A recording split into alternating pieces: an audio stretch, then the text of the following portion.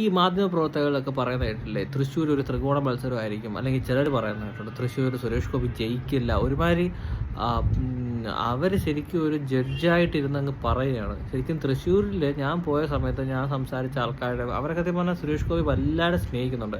കഴിഞ്ഞ തവണ അദ്ദേഹത്തിന് വോട്ട് കൊടുത്തില്ല എന്ന വിഷമത്തിൽ ജീവിക്കുന്ന ആൾക്കാർ വരെ തൃശ്ശൂരിൽ ബേസിക്കലി ഉണ്ട്. അതുകൊണ്ട് ഇത്തവണ അവിടുത്തെ എഡ്യൂക്കേറ്റഡായ പിള്ളേരും വിവരമുള്ള ആൾക്കാരും മീൻസ് ഓട്ടോറിക്ഷ ഡെയിലി അങ്ങനെ ജീവിക്കുന്ന ആൾക്കാർ എല്ലാവരും ഭൂരിഭാഗം പേരും ഒരു 90% ആൾക്കാർ ഇന്ന് സുരേഷ് ഗോപിക്ക് സപ്പോർട്ട് ചെയ്യുന്ന ആൾക്കാരാണ്.